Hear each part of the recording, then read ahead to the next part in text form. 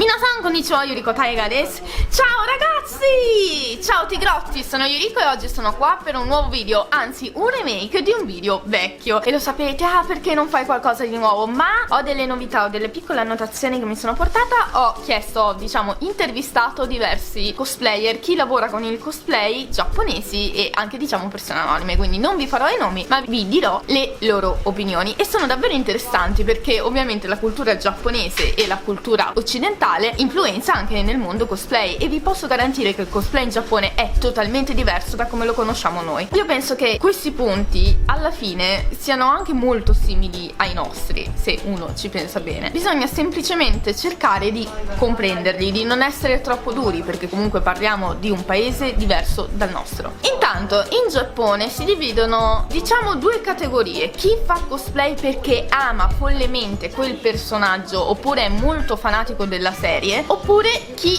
vuole diventare famoso o vuole diventare una sorta di idol, chi vuole mostrarsi semplicemente carino, più sicuro di sé, e usa il cosplay e vari personaggi per riuscire in questa impresa. Non cerchiamo di essere no guarda, perché alla fine lo siamo anche noi, queste cose ci sono anche da noi. Però in Giappone non esistono alcune cose tipo i cosplay contest. Per noi, tipo in Italia, è normale che quando c'è una gara cosplay la maggior parte dei cosplayer partecipa alla gara. Io stessa, la mia prima esperienza con il cosplay, ho partecipato alla gara cosplay per divertimento facendo un balletto, una scenetta. Invece in Giappone non esiste proprio. Chiedendo ad alcuni cosplayer ho chiesto perché non esistono i contest, e c'è chi pensa che non sarebbe giusto vincere qualcosa per una cosa che comunque è di per sé una passione, e di chi invece secondo me è stato più sincero a dire: secondo me è un po' imbarazzante, nel senso che le foto uno le può ritoccare, le puoi mettere come vuoi, ma in video di una scenetta metti che sbagli, metti che ti possano bulleggiare su internet. Per tutti, diciamo, è una paura. Purtroppo questa cosa esiste. Noi abbiamo per esempio Facebook,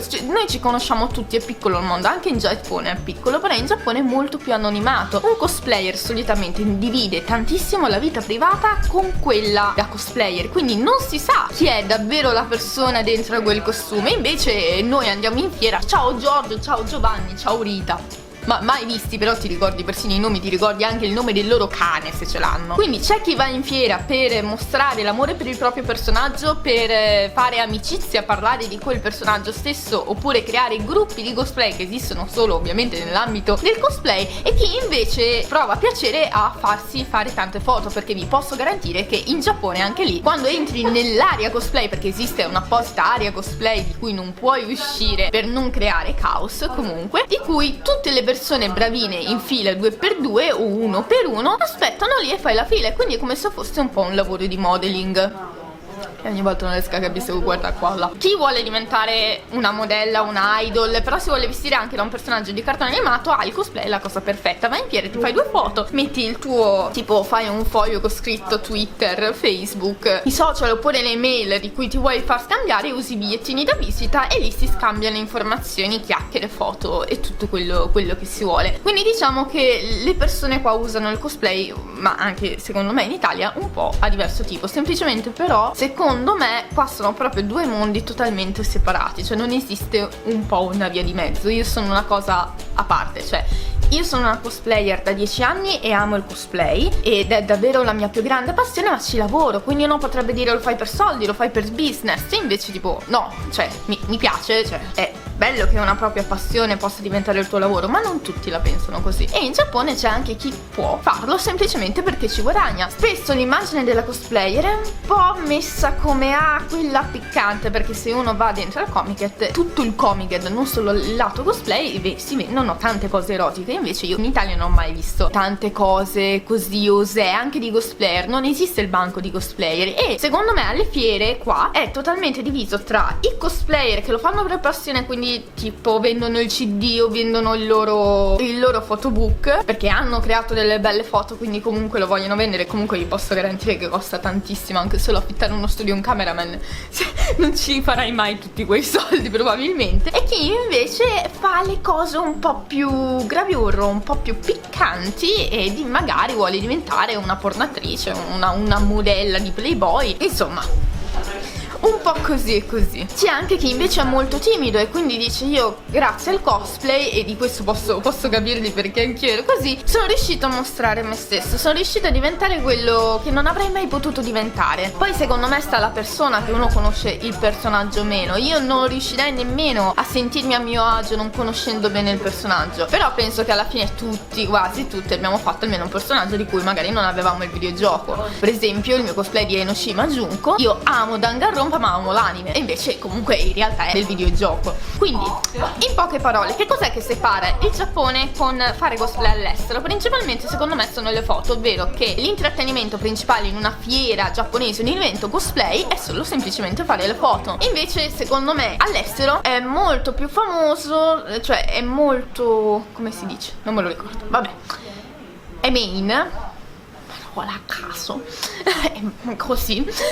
E main invece fare il contest, le performance e stare un po' tra gli amici, perché alla fine ci conosciamo un po' tutti, anche comunque qua in Giappone, cioè alla fine io vedo sempre le stesse persone e ci salutiamo così tranquillamente, ci facciamo i selfie. Però in Giappone esiste anche un'altra cosa, il mana o mamoru, che sarebbe il cerchiamo di non creare caos, e per i giapponesi è fondamentale sapere che cosa prova l'altra persona, cioè che cosa ne pensa, se non gli sto dando fastidio. Questo secondo me è una cosa molto buona, che però da parte mia straniera mi costringe a stare in un piccolo, secondo me, ricintino ad aspettare lei a fare la foto e non potermi nemmeno godere la fiera o fare compere, perché devi scegliere o uno o l'altro. Però se si conta quanta gente c'è, mettiamo un caso, tu sei in treno, la gente più anziana non è abituata a vedere un tizio vestito da Star Wars oppure un tizio vestito da One Piece passargli davanti, magari si può prendere un colpo, magari puoi rompere o far male a qualcuno con la tua armatura, spada, quel che sia. E quindi per non creare questa sorta di caos sono essenziali, anzi, cioè essenziali, non esiste che non esistano, i camerini in cosplay. Per il camerino in cosplay si paga una parte in più perché non è l'intrattenimento principale dell'evento, quindi tu paghi perché loro affittano quella stanza in più per voi, che però è obbligatoria. E soprattutto fare la fila uno per uno, il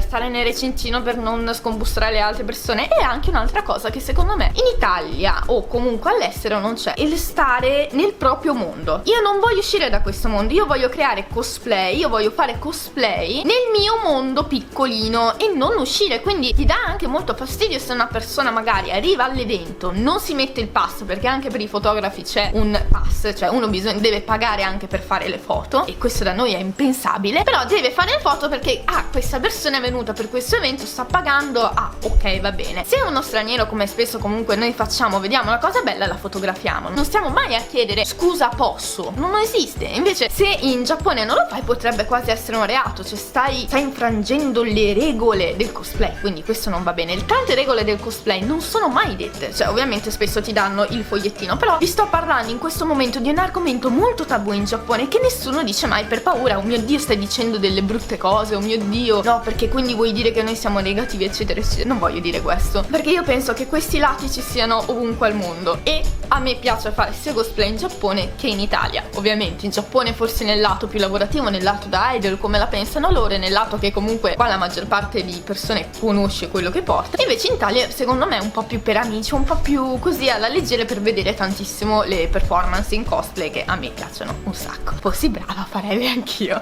Quindi diciamo che il mondo del cosplay in Giappone è ancora un po' chiuso, nel senso è un loro mondo a cui loro tengono tantissimo e non vogliono essere derisi, non vogliono avere problemi, non vogliono che nessuno infranga le regole. In realtà come ogni community, anche quella italiana, non facciamo così tanti santarellini che noi facciamo cacare proprio, cioè madò, ci sono di quei flame che io mi metto le mani sulle poppe che al momento non ho per non piangere, ma per appunto purtroppo si possono dire brutte parole perché sono tipico, hai usato Photoshop, ti fai vedere, tutte queste cose girano su internet, non è che semplicemente forse da noi più o meno si sa più o meno chi è subito, invece in Giappone è un po' tutto nascosto, cioè perché loro hanno comunque la cultura di ura e omote. Ma secondo me è interessante, cioè comunque vieni qua, scambi amicizia, che poi questa tua amica sia solo nel mondo cosplay è una cosa che tu tu devi accettare, perché magari non si sente pronta a rivelare la sua vita privata, non vuole dire alla ditta dove lavoro che cosa fa in privato, una cosa che bisogna rispettare comunque dei giapponesi. Nel mio punto di vista non mi piace che usa molto il cosplay per diventare il re nel mondo del Monopoly, perché per me è così. Però posso capire che magari uno non riesce ad arrivare a quel punto, tanti puntano ad essere tipo una persona famosa nel mondo dell'intrattenimento, non ce la fanno, usano il cosplay. E io perché ce l'ho fatto? Perché a dire il vero loro mi permettono, perché sono straniera, quindi sanno più o meno che sono sincera, cioè loro mi hanno detto non sei come un giapponese che potrebbe avere una cosa per dire, non si sa che cosa pensa. Io effettivamente dico le cose come stanno, sempre cercando velatamente di non offendere nessuno, ma dire per me è così e così. E amo il cosplay, in questo momento sono anche un bel figo, lo so, grazie. Quindi io direi di non farsi la guerra, di non dire il Giappone è meglio, l'Italia è meglio, qua è più figo, qua più no, perché ognuno ha diversi lati. Viviamo il cosplay per quello che è, un gioco. Se diventa un lavoro, bene, perché no? Io amo il cosplay e amo condividere le mie passioni col mondo. Quando io faccio come adesso, oggi sono la modella di una grande catena di parrucche in Giappone e mi piace un sacco perché sto facendo un original cosplay, posso essere libera di interpretarlo come voglio ed è figo, faccio delle foto anche molto carine, non vedo l'ora anche di utilizzarle e di farvele vedere. Quindi niente, vivete il cosplay. Se il cosplay vi fa ridere, se il cosplay vi piace, se il cosplay vi fa sorridere, fatelo. Ma se questo vi provoca solo dei problemi, chiudete con questo mondo. Bello vederlo da fuori, magari non entrarci. È una scelta a volte, ma cercate di rispettare anche le scelte degli altri. Questo è tutto, grazie, ciao tigrotti, ci vediamo dal prossimo video del Giappone. Ciao! Matane!